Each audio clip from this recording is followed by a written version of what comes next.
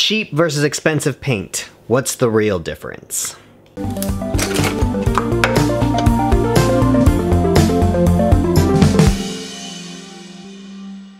So for this video, I'm going to be talking about acrylic paint. However, this difference between expensive and cheap acrylic paint is the same as, you know, expensive oil paint, expensive watercolor, and cheap watercolor and cheap oil paint. It's the same. There's only really one difference between expensive paint and cheap paint, and that is blendability. The ability that the paint has to blend with other colors. So the more expensive the paint is, the better at blending it is, meaning it will take that color and it will make beautiful colors, versus the cheaper one has a hard time, you know, mixing, and even if it does mix, it will make more of a muddy color versus actually bringing out the vibrance of mixing two colors. Now, this difference of blending, you know, if you're beginning or you're new, or even if you haven't been painting that long, you most likely won't be able to notice a difference between the most expensive paint and the cheaper paints. Mostly, you'll notice that just you can take the more expensive paint farther than you can the cheap paint. But that's really only the difference you're going to notice. However, the main difference is, like I said, the ability to blend. Expensive paint blends very well. Cheap paint does not blend very well. Now, cheap paint is not like it can't blend at all or it just instantly makes an ugly color. No, that's not the case. Paint, you know, cheap paint will mix and will make different colors. However, it just won't go as far as the expensive paint. And that's really the difference, which for me, you know, is not a big enough reason to buy the expensive paint. I never buy the expensive paint. You know, I have an expensive tube here, right here.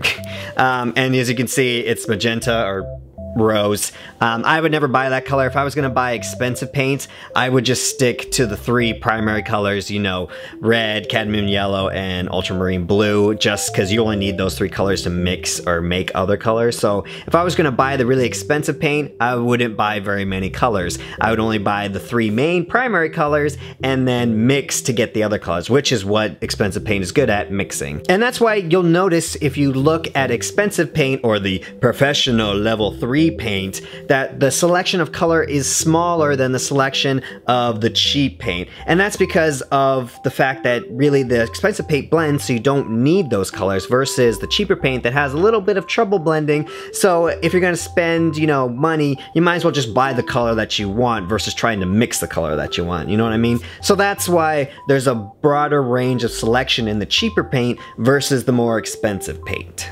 But like I said, for me, I never buy the expensive paint. You know, this was a gift, so I never buy the expensive paint because I don't really need it. I like the ability to blend, and the cheap paint is enough for me just to buy that.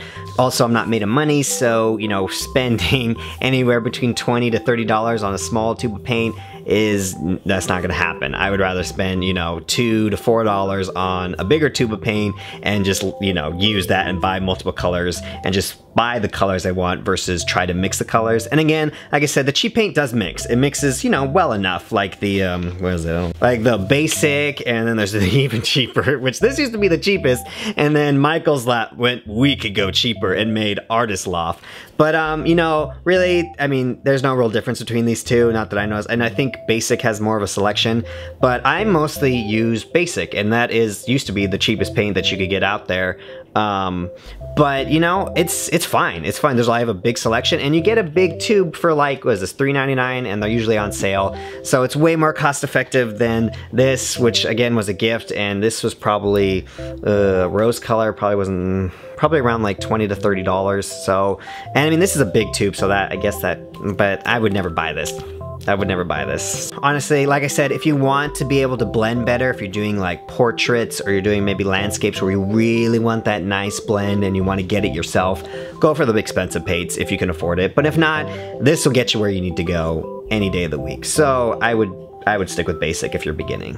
So there you go, a long explanation just to say the difference between cheap paint and expensive paint is its ability to blend. So it's up to you whether you want to spend the money to get that extra feature of being able to blend really well, or if you're just fine using, you know, the basic stuff. I'm completely fine doing professional grade paintings just using the basic stuff, and a lot of people are. It's completely fine. You know, like I keep saying, the only thing that matters is the end result, really. So if you're just starting out, I would recommend using acrylic and using the basic stuff just because it's more cost effective and it's what professionals use too. Just because it's in the level 1 section and not the level 3 section that means nothing. That's just the number that someone put on who's like, oh, this should be more expensive, so there, here we go. And you know, again, it should be more expensive because it's a slightly better product, but for the most part, the difference is not, for me personally, buying the expensive paint just for its ability to blend is not really worth it for me. And there you go, so that's the difference. Thank you for watching, please subscribe, and if you have any comments, questions, concerns, please leave that in the comment section below. And yeah, go create something. Use cheat paint.